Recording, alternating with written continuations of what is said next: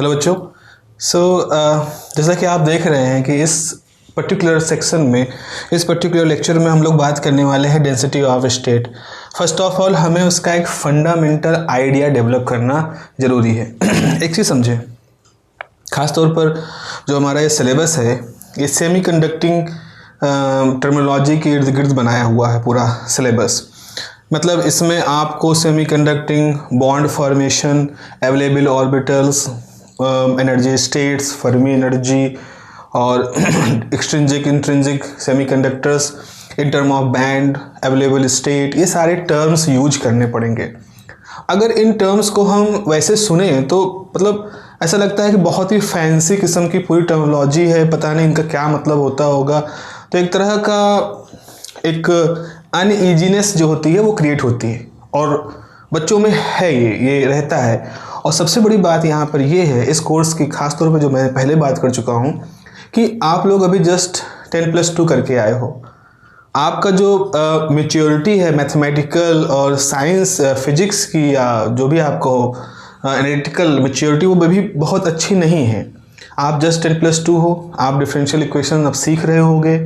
12th में जो पढ़ा है that is a very elementary kind of thing. Now it's a higher science में आप आ रहे हो, तो वहाँ पर आपको क्वांटम का अभी कोई बहुत ज़्यादा एडवांसमेंट आपको नहीं है। उसकी नॉलेज, आप कोर्स ही नहीं पढ़ा तो कैसे नॉलेज होगी। लेकिन इस कोर्स की प्रीरिक्विजिट में क्वांटम है। तो हम लोग जो पढ़ा रहे हैं तो हमारे सामने एक चैलेंज है कि हमें आपको उन कॉन्सेप्ट्स को देना है जिन कॉन्सेप्ट्स को आपने कभी पढ़ा नहीं और उसके लिए पर्याप्त मैच्योरिटी भी नहीं, फिर भी एक आइडिया आपको डेवलप करना है। तो बच्चों, इस आइडिया को, डेंसिटी ऑफ स्टेट का आइडिया आप अगर डेवलप कर ले गए एक बार, तो आप इन सारी टर्मिनोलॉजी के साथ बड़े आराम से खेलोगे, कोई इशू नहीं होगा और आप उनको एक प्रॉपर तरीके से यूज कर पाओगे। सो ये फंडामेंटल आइडिया हम समझने के लेवल पर हैं। नोट्स की जहाँ तक बात है तो नोट्स का एक पॉसिबल जो हम आपको कर सकते हैं, बहुत सारे बच्चे नोट्स के लिए कहते हैं, तो एक RGS क्लासेस ऐप है। उस ऐप का लिंक डिस्क्रिप्शन में रहेगा, आप जाएं, उस ऐप को डाउनलोड कर लीजिए। उसके बाद उसमें आप जाओगे तो जब उसको आप देखोगे तो उसमें एक सेमी कंडक्टिंग करके एक कोर्स है। वो कोर्स वैसे तो मैंने उसका एक प्राइस रखा है, तो लेकिन उसके अंदर जाओगे तो उसमें जो PDF हम शेयर करेंगे आप लोग से वो फ्री कर देंगे, सो दैट आप उसको जाओ, उसको डाउनलोड कर सकते हो और उसका प्रिंट ले सकते हो और उसको अपने यूज कर सकते हो। उस कोर्स को जो परचेज करना चाहेंगे उनको बस इतना है कि अगर आप कुछ और एक्स्ट्रा एडवांस टॉपिक हैं जिनको मैं डिस्कस करना चाह रहा हूँ, किसी कोई कस्टमाइज टॉपिक है, आपको कोई मुझसे कुछ बात करनी है, या आप किसी तरह क्वेरी है, या इस तरह का थोड़ा पर्सनलाइज जो वो एक इंटरेक्शन हो सकता है, उसके लिए वो कोर्स है। तो आप उसको परचेज़ कर लेते हो। तो उसमें मैं वीडियो भी अपलोड करूँगा टाइम पर, कुछ एक्स्ट्रा मटेरियल भी अपलोड करूँगा, कुछ और चीज़ें जो PDF के फॉर्म में, स्टडी मटेरियल फॉर्म में, वो मैं ऐड करता रहूँगा। नोट्स जो है उसका वादा हमारा है, आप परचेज नहीं भी करोगे तो भी आपको वहाँ से वो नोट्स मिलते रहेंगे। पर एक्स्ट्रा अगर कुछ इंटरेक्शंस के टूल्स हैं उसके लिए आप एक तरह से परचेज कर सकते हैं। तो आप उसे चाहे परचेज कहें, चाहे आप एक सपोर्ट कहें जो आप मुझे करना चाहते हैं, किसी भी सेंस में आप कहें, वो वहाँ पर आपको ऐप पे मिलेगा। चलिए आते हैं डेंसिटी ऑफ स्टेट के कॉन्सेप्ट पर। डेंसिटी ऑफ स्टेट का जो बेसिक कॉन्सेप्ट है, अभी हम बिना बैंड थ्योरी को कॉन्टेक्स्ट में लाए, बिना बैंड थ्योरी की बात करें, हम लोग अभी डेंसिटी ऑफ स्टेट की बात करने जा रहे हैं, ठीक है। और अभी जब हम बैंड थ्योरी पढ़ेंगे, बैंड्स के बारे में बात करेंगे, तो एक बार फिर से हम डेंसिटी ऑफ स्टेट निकालेंगे और उस बार जब डेंसिटी ऑफ स्टेट निकालेंगे तो आपको उसमें बैंड्स के जो प्रॉपर्टी है वो वहाँ पर दिखाई पड़ेंगी। ओके, डेंसिटी ऑफ स्टेट आप एक जरा सा लेक्चर नंबर 2 इस प्लेलिस्ट में है, तो उसमें लेक्चर नंबर 2 देखिएगा। लेक्चर नंबर 2 में मैंने जो बात कही है वो ये है कि मान लीजिए आपके पास एक बॉक्स है, ये एक बॉक्स है, सपोज ये बॉक्स है हमारे पास। अब यहाँ पर ओरिजिन है, ये x एक्सिस है, ये x एक्सिस है, ये y एक्सिस है, सपोज ये z एक्सिस है, और हमने इस बॉक्स के अंदर एक पार्टिकल, सपोज इलेक्ट्रॉन को हमने इसके अंदर छोड़ रखा है, वो इलेक्ट्रॉन जो इसके अंदर मोशन कर सकता है। ओके, अच्छा आप समझो, इलेक्ट्रॉन का मोशन तो रैंडम है, कहीं भी हो सकता है, कोई भी डायरेक्शन इसके लिए पॉसिबल है।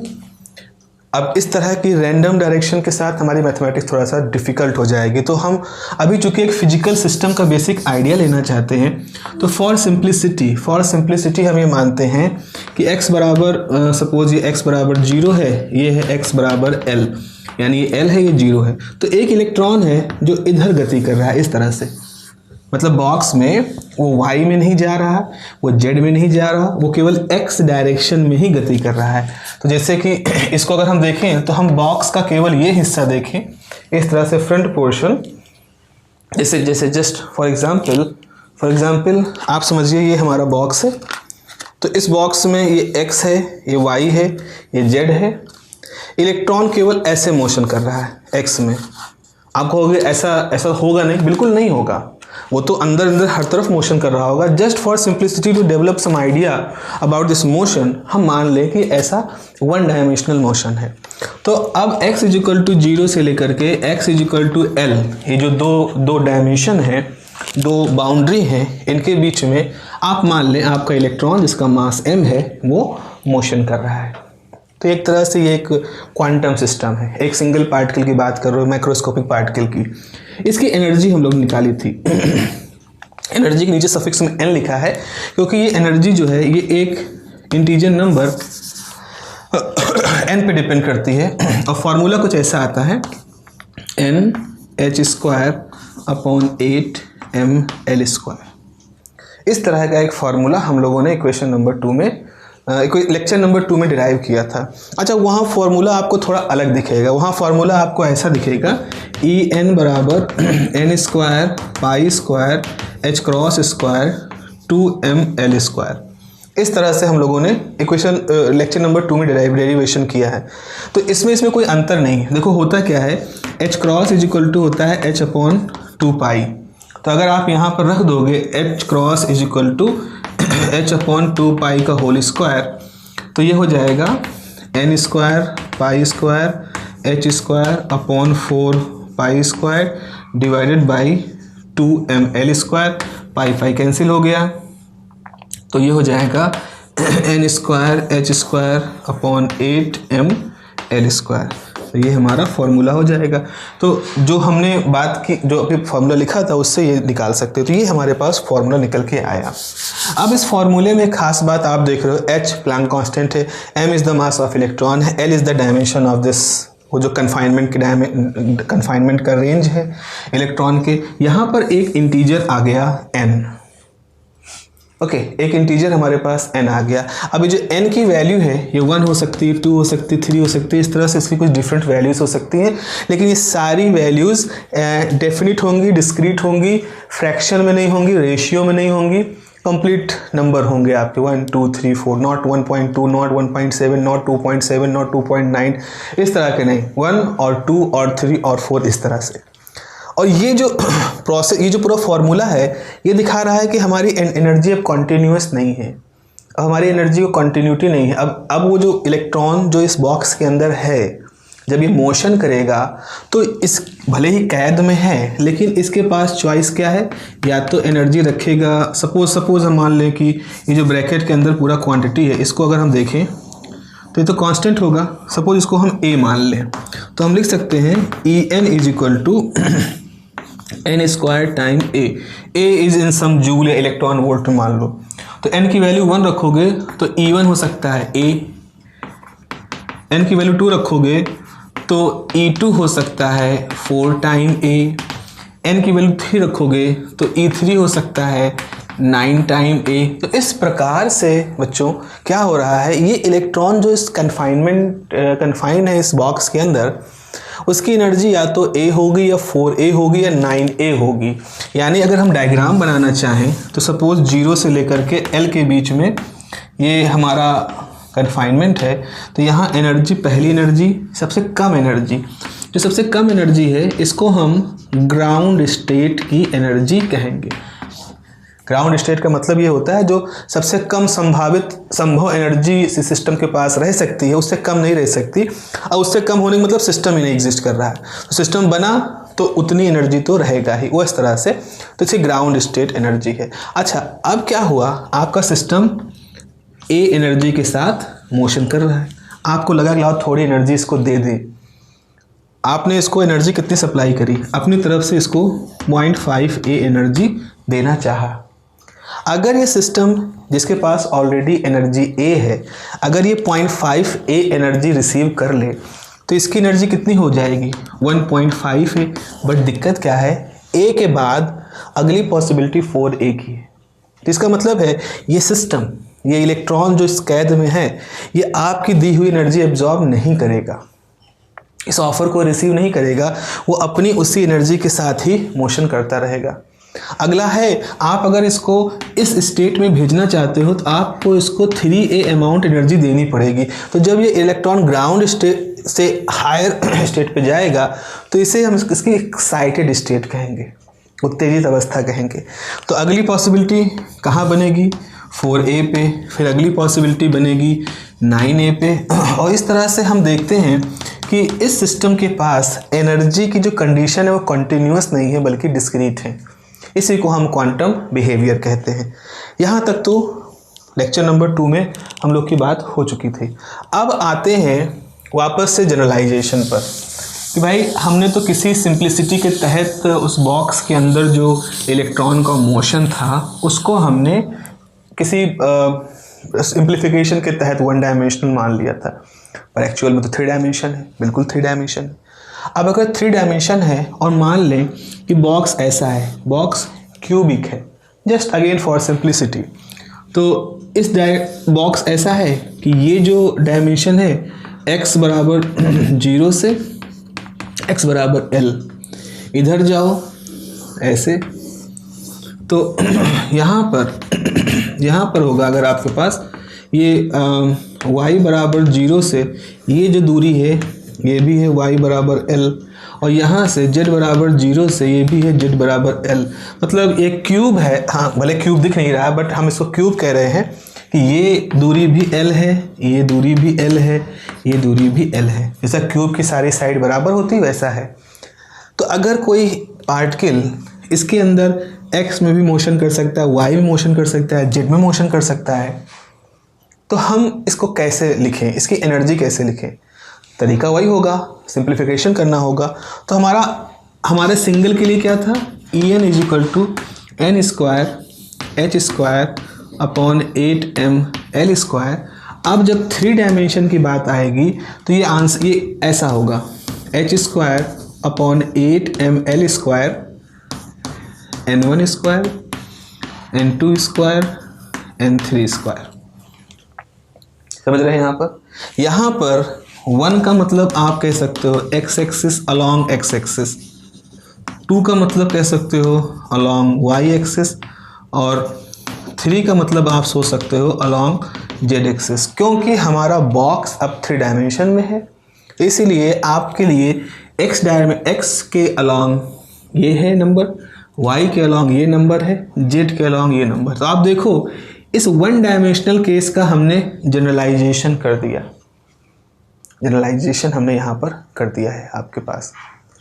ओके, तो अब आप इस फॉर्मूले का यूज करके 3 डायमेंशनल सिचुएशन में जब भी कोई पार्टिकल रहेगा, जैसा कि सेमीकंडक्टर में इलेक्ट्रॉन रहते हैं, मटेरियल के अंदर इलेक्ट्रॉन रहते हैं, तो हम उनकी एनालिसिस एक मोटे मोटे तौर पर फंडामेंटल उसके समझने के लिए, उसके फिजिकल बिहेवियर को समझने के लिए कर सकते हैं। माइन्यूटनेस के लिए तो हम आगे बढ़ेंगे, बहुत अच्छे अच्छे कैलकुलेशन है हमारे पास क्वांटम मैकेनिक्स के दिए हुए, वो तो करेंगे ही।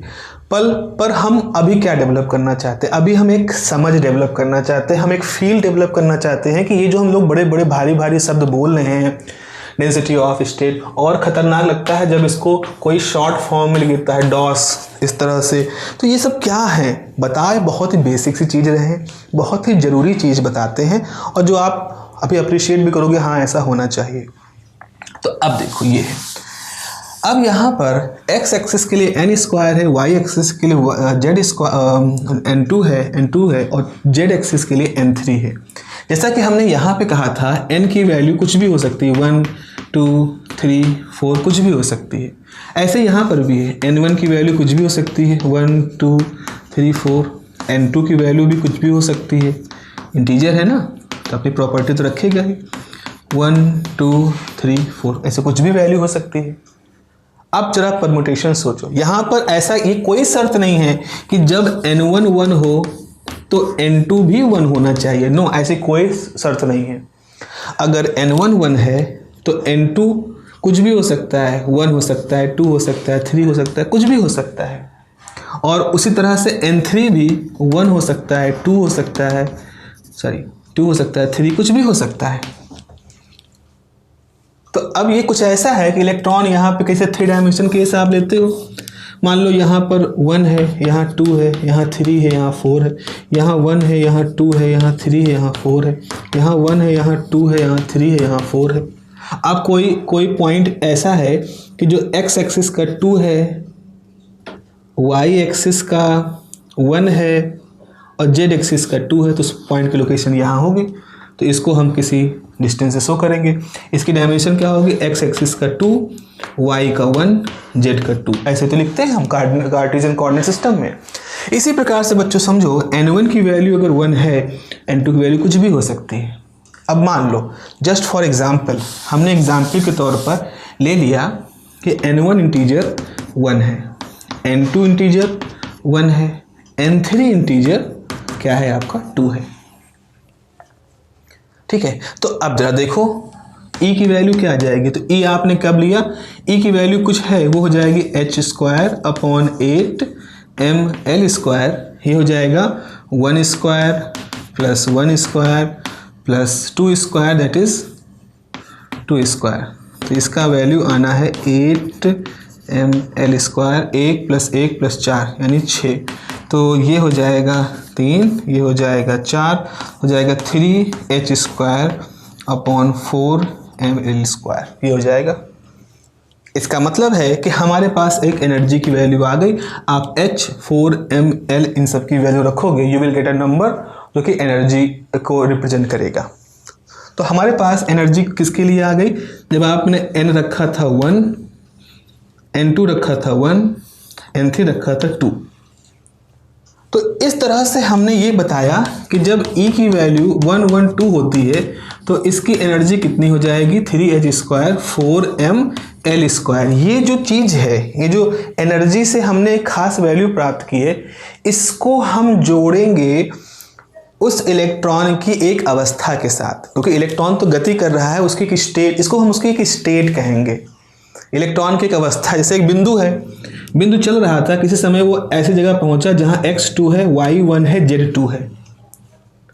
पॉसिबली अगले ही आधे मिनट में ये ऐसी जगह पहुंच गया जहां x2 है, जहां x3 है, मान लो x3 है, y3 है और z3 है, वो यहां पहुंच गया। तो जब वो यहां था 2 1 1 2 1 2, तो कार्टेशियन सिस्टम में एक उसकी एक पोजीशन थी, एक उसका स्पेसिफिकेशन लोकेशन था। अब जब 2 2 हो गया तो उसकी एक अलग स्पेसिफिकेशन लोकेशन हो गई है। ऐसे ही इस पार्टिकल के साथ सोचो, जो बॉक्स के अंदर था, एक स्पेसिफिक समय, एक स्पेसिफिक सिचुएशन में n1 1 था, n2 1 था, n3 2 था। उस स्पेसिफिक सिचुएशन में इस तरह की वैल्यू रखने की वजह से उसकी जो एनर्जी थी वो 3h² / 4 ml² हो गई। तो हम इस चीज़ को कि किसी समय इलेक्ट्रॉन के पास इतनी एनर्जी है due to specific n1 n2 n3, हम इसे कहेंगे इलेक्ट्रॉन का, ये इलेक्ट्रॉन की क्वांटम स्टेट है, ये इलेक्ट्रॉन का क्वांटम स्टेट है।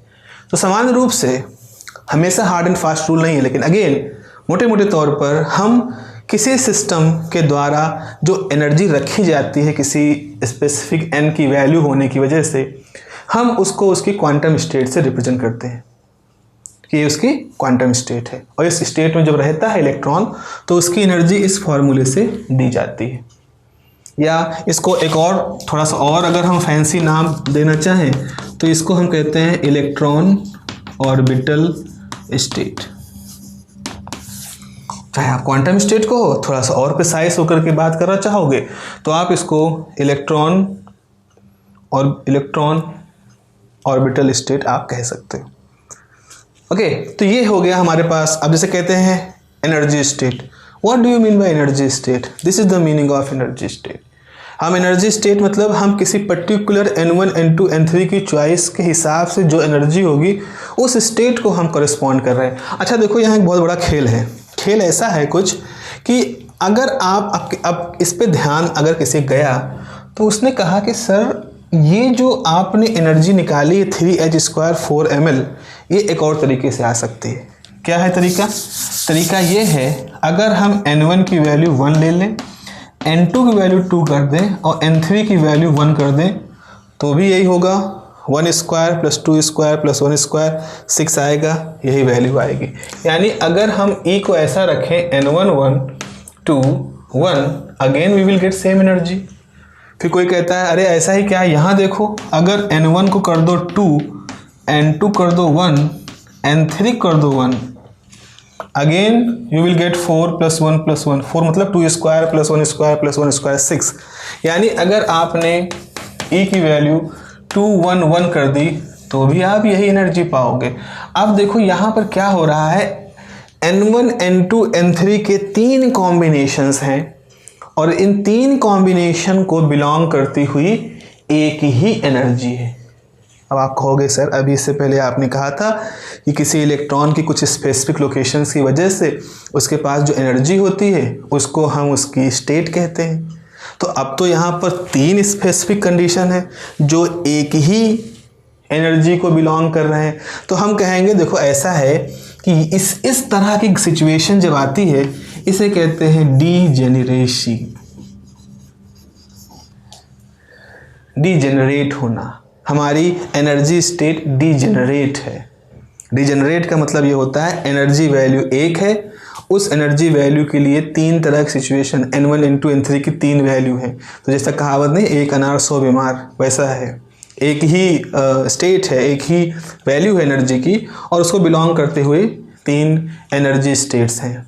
तो किसी भी एनर्जी स्टेट में आप पहुंचोगे, इलेक्ट्रॉन किसी भी, चाहे 1 1 2 हो, चाहे 2 1 1 हो, चाहे 1 2 1 हो, इनमें से किसी में रहेगा, वो एक ही वैल्यू एनर्जी को बिलोंग करेगा।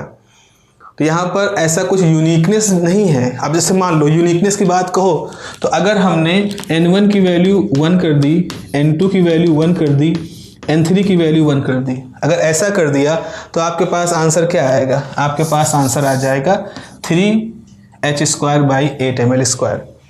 अब यहाँ पर आप चाहे इस 1 को यहाँ लिखो, इसको यहाँ लिखो, इसको यहाँ लिखो, इसको यहाँ लिखो, क्योंकि 1 तो 1 है, उससे कोई फर्क नहीं पड़ेगा। तो हम और कोई कॉम्बिनेशन पाएंगे ही नहीं, हम हमेशा एक ही कॉम्बिनेशन पाएंगे कि E11 = 3h² / 8 ml², बस। तो यानी ये सिंगल ही एक ही पॉसिबिलिटी है कि 1 1 1 हो तो उसके लिए सिर्फ एनर्जी कितनी होगी? 3h² / 8 ml। यानी कि इस एनर्जी वैल्यू के साथ डीजेनरेसी नहीं है, डीजेनरेसी नहीं है। तो ये एक ही स्पेसिफिक n1 n2 कॉम्बिनेशन है और उसके लिए एक बिल्कुल यूनिक एनर्जी वैल्यू है। इस तरह सिचुएशन आपने मेरे ख्याल से सेट थ्योरी में पढ़ते हैं ना कि एक एलिमेंट है वो 3 जगहों पे मैप हो रहा है। नहीं, वो तो नहीं हो सकता। यहाँ पर एक एलिमेंट है उस पर 3 मैप हो रहे हैं इस तरह से।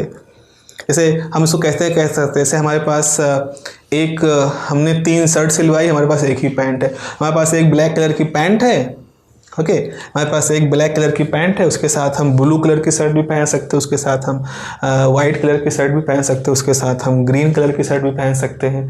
तो एक तरह से वो जो पैंट है हमारा वो एक डिजेनरेट टाइप का है कि वो इस तरह से हैंडल कर रहा है। लेकिन कुछ लोग का ऐसा है कि नो, उनके पास स्पेसिफिक है, एक स्पेसिफिक पैंट की, एक स्पेसिफिक शर्ट, वो उसी के साथ ही रहती है और कोई कॉम्बिनेशन उसके साथ नहीं पॉसिबल हो सकता। तो वो वहाँ पर डिजेनरेसी का इशू नहीं आएगा। अब हम लोग ये तो अभी भूमिका वाली बात चल रही थी कि चलो भाई अभी हम लोग उसकी डेंसिटी ऑफ स्टेट की तरफ बढ़ रहे थे। अब हम यहाँ पर आते हैं डेंसिटी ऑफ स्टेट की तरफ। जैसा कि नाम है, अब स्टेट समझ गए आप। स्टेट मतलब ये जो एनर्जी कंडीशंस होती हैं इन्हीं को हम क्वांटम स्टेट कहते हैं, इलेक्ट्रॉन ऑर्बिटल स्टेट कहते हैं। तो जैसे आप अगर रिप्रेजेंट करना चाहो तो आपने कहा एक एनर्जी E1 है, एक एनर्जी E1 है, उसके लिए हमने एक लाइन बनाई, लेकिन अगर ये एनर्जी E1 डिजेनरेट है तो हो सकता है महीन महीन यहाँ पे कुछ और भी लाइनें एग्जिस्ट करें जो तीन की तीनों इसी एनर्जी को बिलोंग कर रही हों। तो आपने इस तरह से बहुत सारी एनर्जी लेवल बना दी। इसमें से कुछ एनर्जी लेवल यूनिक हैं, कुछ एनर्जी लेवल डिजेनरेट हैं। तो जो डिजेनरेट है वहाँ डेंसिटी थोड़ा सा पास पास लाइनें आ जाएंगी। कुछ इस तरह से आपके पास बनती चली आ रही हैं। अब ये कुछ E1 है, E2 है, E3 है, E4 है, E5 है, E6 है। इस तरह से आपके पास एनर्जी लेवल है। अब आप किसी समय इंटरेस्टेड ये हो कि हम केवल ये देखना चाहते हैं कि E5 से लेकर के ये मान लो 5, 6, 7, 8 इतने रेंज में कितनी अवेलेबल स्टेट्स हैं।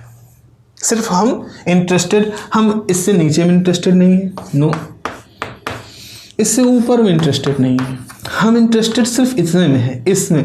तो इसको हम कह सकते हैं DE। हमने डी मतलब एक डिफरेंस ले लिया E5 से E8 के बीच में, और हम इंटरेस्टेड हैं केवल इन दो एनर्जी लेवल के बीच में कि इसके बीच में कितने उपलब्ध एनर्जी स्टेट्स हैं। अब आप कहोगे क्यों हम इंटरेस्टेड हैं इसके लिए, उसके लिए हम बात करेंगे आगे। फिलहाल हमारे पास सवाल ये है कि एनर्जी की वैल्यू E1 से लेकर के E100 तक है। मान लें हमारा इंटरेस्ट केवल E5 से E8 के बीच में है, और हम ये जानना चाहते हैं कि इतनी एनर्जी स्टेट में, इतनी एनर्जी रेंज में कितने स्टेट्स पॉसिबल हैं। तो अब हो सकता है इसमें से ये डिजेनरेट हो, तो ऐसे मान लो ये है, वैसे तो 1, 2, 3, 4 ही है, लेकिन अगर कहीं अंदर डिजेनरेसी है तो इसका मतलब है कि कुछ एनर्जी स्टेट हमको और मिल जाएंगी वहाँ पर, है ना, हमारा इंटरेस्ट वहाँ पर ऐसा हो जाएगा। अच्छा, ये सिचुएशन कैसा है? ये सिचुएशन देखो बच्चों ऐसा है जैसे कि आप मोबाइल फ़ोन मान लो ऑनलाइन ख़रीदना चाहते हो। आप अमेजन पे गए, फ्लिपकार्ट पे गए, कहीं गए, आप अमेजन पे गए। अमेजन पे जैसे आपने कहा मोबाइल फ़ोन टाइप किया, आपके पास बहुत सारे मोबाइल फ़ोन आ गए, जितने उनके पास स्टोर में सब दिखने लगे। अब आप स्क्रॉल करते जा रहे हो, नीचे पेज 1, 2, 3 इस तरह से 30, 82 पेज दिखा रहा है, मतलब इतने सारे मोबाइल फ़ोन है उसके पास। तो फिर आप क्या चुनते हो? अब वहाँ 1.5 लाख का भी फ़ोन है उस डिस्प्ले पे, वहाँ पर 2000 का भी फ़ोन है। तो आप वहाँ पर अपनी एक खर्चे की, अपने बजट की रेंज चुनते हो ना। आप वहाँ बगल में एक ऑप्शन होता है जहाँ लिखते हो कि I want a phone between 10,000 to 25,000, आप ऐसा चूज करते हो। तो आप देखोगे जैसे आप 10,000 से 25,000 का उसमें रकम डालोगे, यही रकम, केवल यही कंडीशन क्लिक करोगे, तो आप देखोगे जो बहुत सारे आपको फ़ोन सजेस्ट हो रहे थे, अचानक उसमें से संख्या कम होकर के सिमट के आ गई। अब आपके सामने केवल आपके द्वारा चुनी गई रेंज के अंदर के जितने फ़ोन है वही आपके सामने डिस्प्ले में आ रहे हैं। तो इसको हम मिड रेंज कहते हैं, अफोर्डेबल रेंज होते हैं, इकोनॉमिकल रेंज होती है। अब तो पता चला आपने कुछ, बस आप गिन रहे, आप खरीदना नहीं, आप खाली एक ऑब्जर्वेशन ले रहे हो। तो आपने देखा कि अमेजन के सारे पेजेस पर 10,000 से 25,000 के बीच में 600 फ़ोन डिस्प्ले, मतलब वो दिखाता है खरीदने के लिए। फिर आपने कहा चलो ऐसा है, हम लोग देखते हैं 2000 से 8000 के बीच में कितने फ़ोन हैं। आपने रेंज चेंज कर दी 2000 रुपये से 8000। फिर आपने देखा कि अमेजन के डिस्प्ले में फ़ोन तो दिखे, लेकिन आपके पास 600 नहीं है, आपके पास शायद 300 है, इस रेंज में कम है। फिर आपने चुना थोड़ा और चेंज करते हैं। आपने अगला बार चेंज कर दिया, आपने उसको कर दिया 70,000 से 1.25 लाख, ऐसा रेंज चुन लिया मान लीजिए। जस्ट हाइपोथेटिकली सोचो, जैसे आपने 70,000 से 1.25 लाख चुना, अगेन आपके पास नंबर ऑफ़ फ़ोन कम हो गए भाई, तो बहुत हाई कैटेगरी के फ़ोन में चले गए आप लोग। तो फिर जैसे बहुत लो रेंज में भी कम फ़ोन थे, बहुत हाई रेंज में भी कम फ़ोन है। मोस्टली फ़ोन आपको कब दिखे? जब आप वही 10 से 25-30 हज़ार की रेंज में थे, तो सबसे ज़्यादा आपका स्क्रीन ऑप्शन से भरा हुआ था। अब यहाँ से थोड़ा सा सेंस डेवलप करना शुरू करो। आप समझो हर मोबाइल फ़ोन जो डिस्प्ले हो रहा है, it is a kind of state in sense you have option, you can opt it, वो आपकी पहुंच में है क्योंकि आपकी रेंज के हिसाब से। तो जो आपने रेंज चुन रहे हो, रकम लिख रहे हो, that is like the energy range. और आपको जो ऑप्शन दिख रहे हैं, those options are like the available quantum states. अब अगर हम इन क्वांटम स्टेट्स को जैसा कि हमने बताया था ना कि ऑर्बिटल इलेक्ट्रॉन ऑर्बिटल स्टेट भी इसको कह सकते हैं। तो इलेक्ट्रॉन ऑर्बिटल स्टेट है, इसको सपोज हम S से रिप्रेजेंट करते हैं। तो हमारे पास ये तो एनर्जी है, मान लो हमने कहा ये S1 है, S2 है, यहाँ S3 S4 S5 पास है, S6 है, यहाँ S7 S8 S9 है, यहाँ S10 है, यहाँ S11 है, यहाँ S12 है, यहाँ S13 S14 S15 इस तरह से है। तो आपको क्या देखना है, कितने अवेलेबल इलेक्ट्रॉन ऑर्बिटल स्टेट हैं in the selected energy range. You are interested in this. यही तो है ना कि भाई जब हम 10,000 से 35,000 रुपए का ऑप्शन चूज करते हैं फ्लिपकार्ट पर, तो हमको उसमें 600 ऑप्शन दिखते हैं, बहुत दिख रहे हैं। लेकिन जब हम 70,000 से 1.5 लाख का 1.25 लाख का ऑप्शन चूज करते हैं तो उसमें हमें खाली 15-20 फ़ोन ही दिखाए जाते हैं। ठीक है, वहाँ नहीं बनते, तो उस तरह का है। तो इस तरह से आपका इंटरेस्ट कितने हैं कि आपके द्वारा चुनी गई रेंज में, एनर्जी रेंज में कितने available orbital electron orbital state हैं, या कितने इलेक्ट्रॉन क्वांटम स्टेट हैं, या सिंपली कितने एनर्जी स्टेट हैं। So you are interested in the amount of energy state in the selected energy range, and this ratio is basically known as density of state. Density of state, density का sense यही है ना, जैसे इस कमरे में अगर 100 लोग बैठा दिए जाएं तो इस कमरे का घनत्व बढ़ जाएगा, कमरे के अंदर लोग ज़्यादा ऑक्यूपाई हैं। आपने यहाँ से निकाल करके 10 लोग को रखा तो क्या हो जाएगा, number of person in this room, area, volume जो भी कहोगे वो कम हो गए, डेंसिटी कम हो गई। तो डेंसिटी का सेंस तो यही होता है ना, घनापन। डेंसिटी का मतलब डेंस है, कोई चीज़ डेंस होने का मतलब बहुत ही पॉपुलेटेड है, बहुत उसमें भीड़ भाड़ है वहाँ पर। तो आप डेंसिटी ऑफ स्टेट का मतलब है आप उपलब्ध ऊर्जा स्तरों का की डेंसिटी देखना चाहते हो। अब ये डेंसिटी वॉल्यूम के इस तरह से साथ नहीं है, कमरे का वॉल्यूम ले लो इस तरह से नहीं है, ये डेंसिटी आप सेंस ले रहे हो सिलेक्टेड एनर्जी रेंज के बीच में, कि आपके द्वारा चुनी गई ऊर्जा रेंज में कितने एनर्जी स्टेट अवेलेबल हैं, उसका रेशियो ले लोगे, that will be the density of state. This is the idea of density of state. आपको ये आइडिया यहाँ से इससे मिलता है। अब हम यहाँ पे ये कहते हैं, चलो ठीक है, हमने डेंसिटी ऑफ स्टेट का आइडिया ले लिया, इसका यूज कहाँ करेंगे। अब इसका यूज जो करना है, चलो उसके लिए फिर एक एग्जाम्पल समझते हैं। एक एग्जाम्पल कुछ ऐसा है, just for making the sense of this density of state. मान लीजिए आपके पास एक हॉस्पिटल है, आपको एक हॉस्पिटल का ऑब्जर्वेशन करना है। ये हमारा एक हॉस्पिटल है, मल्टी स्टोरी हॉस्पिटल है, इसमें ग्राउंड फ्लोर, टॉप फ्लोर और इस तरह से बहुत सारे फ्लोर हैं। ये तो ग्राउंड फ्लोर हो गया, 1 2 3 4 इस तरह से 4 मंजिला ये हमारी एक हॉस्पिटल है। तो हमने आपसे कहा बताओ इस हॉस्पिटल में कितने मरीज हैं। अब आप कहोगे हमें जाने दो, हम गिन के आते हैं। नहीं, गिनना नहीं, बस यही से बताओ, हम डाटा हम देते हैं आपको। तो आप कहोगे ये कैसा सवाल है, इस हॉस्पिटल में कितने मरीज, हमें क्या मालूम कितने मरीज हैं, कुछ और बताओ हमें इसके बारे में, तो हम कुछ कैलकुलेशन करें। तो आपने कहा हमें क्या निकालनी है, हमें मरीजों की संख्या निकालनी है, मरीजों की संख्या निकालनी है। बट कैसे निकालेंगे, सिर्फ ऐसे पूछ लिया तो हम अंतर्यामी तो है नहीं जो बता देंगे। अच्छा, हमने कहा चलो भाई ठीक है, हम आपको बताते हैं कि इसके पर फ्लोर में, हर फ्लोर पर एक स्पेशलिस्ट वार्ड है, मतलब जो प्राइवेट वार्ड होते हैं, लेकिन एक जनरल वार्ड है। तो हम आपसे खाली जनरल वार्ड के बारे में पूछ रहे हैं कि बताओ जनरल वार्ड में कितने मरीज भर्ती हैं, और हर फ्लोर पर एक जनरल वार्ड है।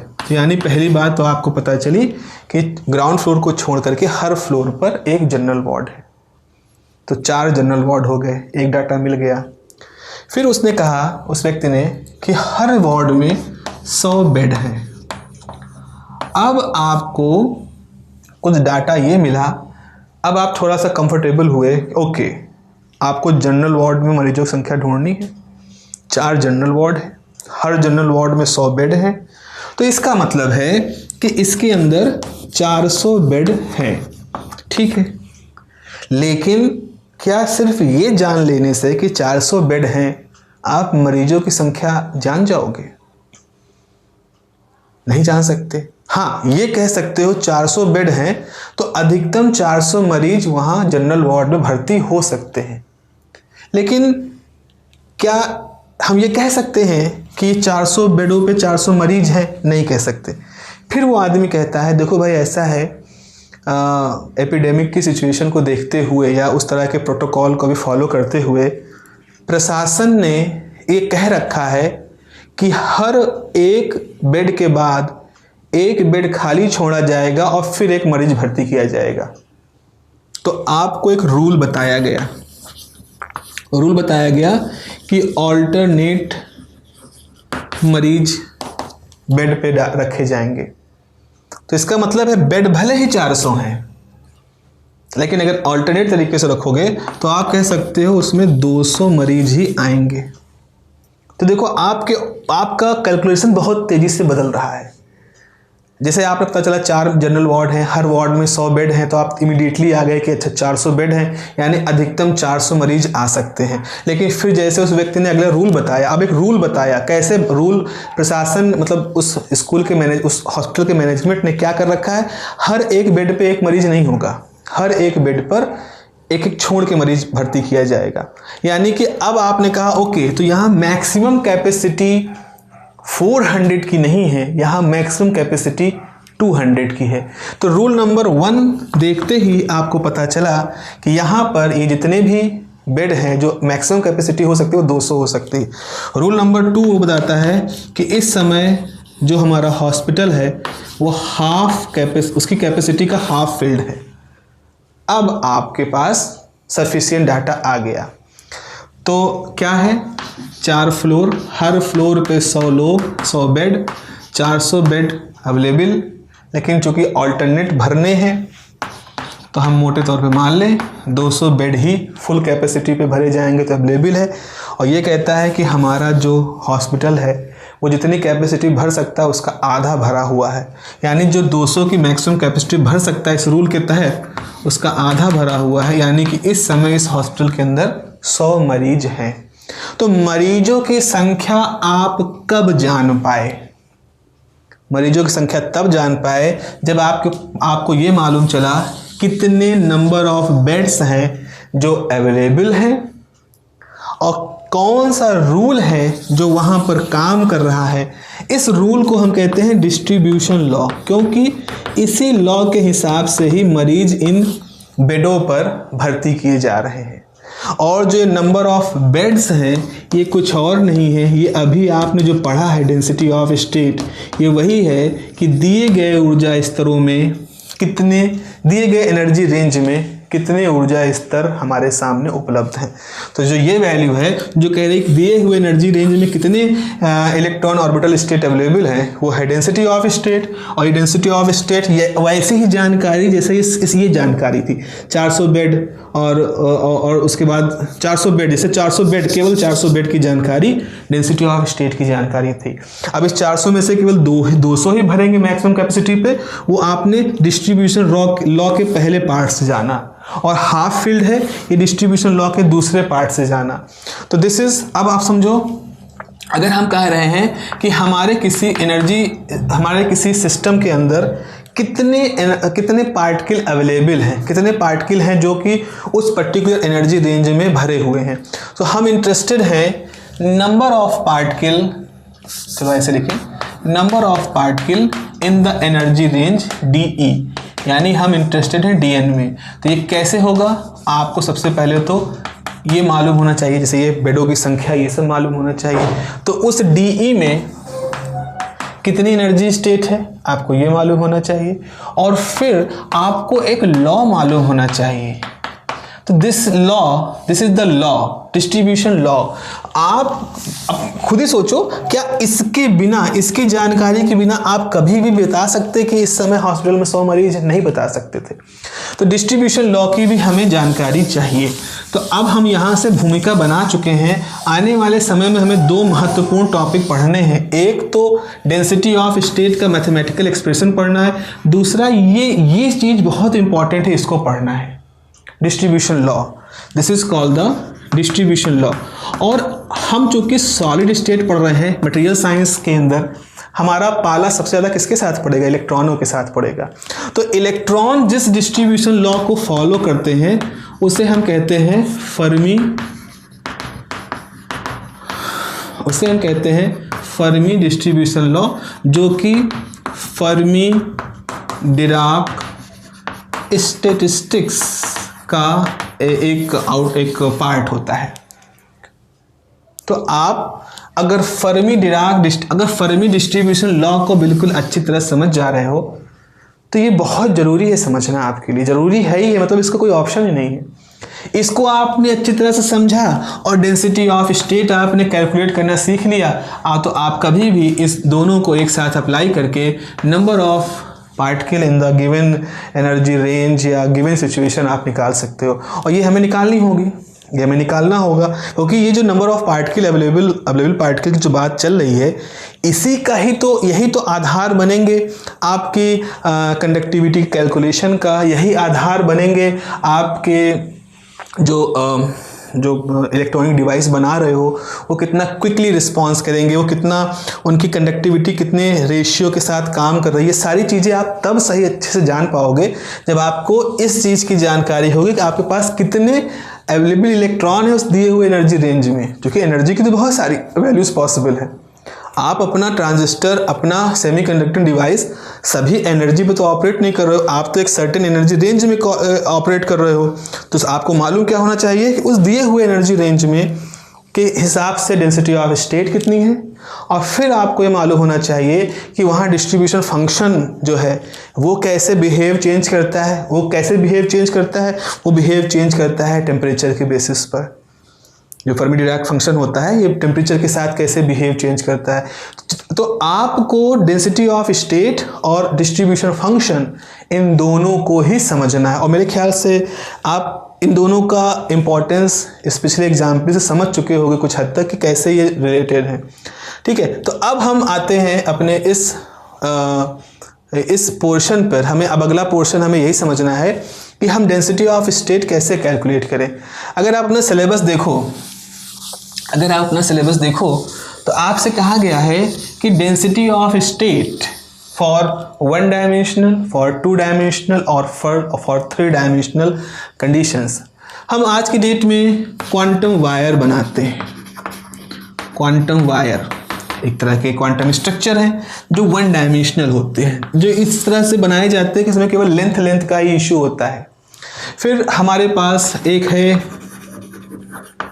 Quantum sheet.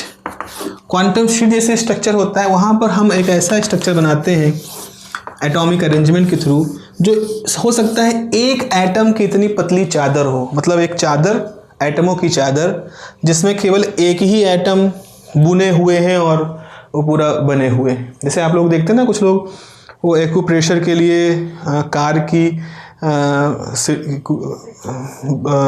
चेयर पर एक बीड वाला लगा के बैठते हैं, जैसे कि पीछे वो प्रेस करे तो उनके प्रेशर पीठ पर प्रेस होता रहे। ज़रा उसको देखो, वो चटाई नुमा होता है, सारे लकड़ी के बीड होते हैं जो पिरोए होते हैं, तो खाली एक ही बीड की पूरी लेयर होती है वो। तो थोड़ा सोचो, ऐसे ही एटम्स हैं और एटम के एक आपस में चादर से गुथे हुए हैं, ऐसा क्वांटम शीट हो गया। तो क्वांटम वायर है, क्वांटम शीट है, ऐसे ही। अब ये क्या है, 1 डायमेंशनल ऑब्जेक्ट है, ये हमारा 2 डायमेंशनल ऑब्जेक्ट है। ऐसे ही हम क्वांटम 3 डायमेंशनल ऑब्जेक्ट भी बना सकते हैं। तो हमारा अगला पर्पज़ ये है कि हम ये देखना चाहते हैं कि जब ये 1 डायमेंशनल स्ट्रक्चर जो होते हैं, इसके अंदर किस तरह से डेंसिटी ऑफ स्टेट का कैलकुलेशन हो सकता है। डेंसिटी ऑफ स्टेट चूँकि हम एनर्जी के साथ कैलकुलेट करते हैं, डेंसिटी ऑफ स्टेट को एनर्जी के हिसाब से हम चेंज होता हुआ पाते हैं।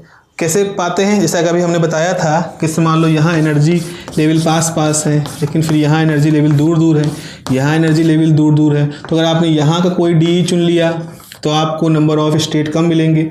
आपने यहाँ कोई रेंज चुन लिया तो आपको नंबर ऑफ स्टेट ज़्यादा मिलेंगे। आपने यहाँ कोई रेंज चुन लिया तो नंबर ऑफ स्टेट फिर आपको कम मिलेंगे। वैसा ही आपने 2000 से 8,000 रुपये की रेंज चुनी तो कम मोबाइल फ़ोन, आपने 10,000 से 40,000 की रेंज चुनी तो ज़्यादा मोबाइल फ़ोन, आपने 70,000 से 1.25 लाख की रेंज चुनी तो आपको फिर से कम मोबाइल फ़ोन दिख रहे हैं।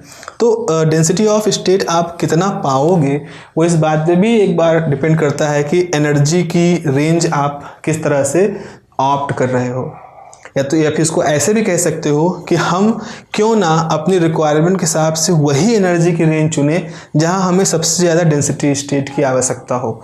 इस तरह से इन्वर्ट लॉजिक के थ्रू हम बहुत कुछ सोच सकते हैं इसके अंदर। अगर हम इसकी ये फीलिंग कि ये बताना क्या चाह रहा है डेंसिटी ऑफ स्टेट और ये डिस्ट्रीब्यूशन फंक्शन क्या बताना चाह रहा है, अगर हम इसको फील कर रहे हैं, इसको हम एक अपने नॉर्मल थिंकिंग के थ्रू अगर हम इसको एनालाइज कर पा रहे हैं, तो हम ये सारे जो थोड़ा सा सोफिस्टिकेटेड किस्म के जो होते हैं हमारी टर्मिनोलॉजी, उसको हम एक्सेस कर सकते हैं। चलिए अब हमें अगला टॉपिक जो पढ़ना है, जो समझना है, उसमें हम लोग ये समझेंगे कि 1 डायमेंशनल केस में, 2 डायमेंशनल केस में और 3 डायमेंशनल केस में डेंसिटी ऑफ स्टेट का कैलकुलेशन कैसे किया जाए। How to calculate the density of state for 1 dimension, 2 dimension, 3 dimension condition.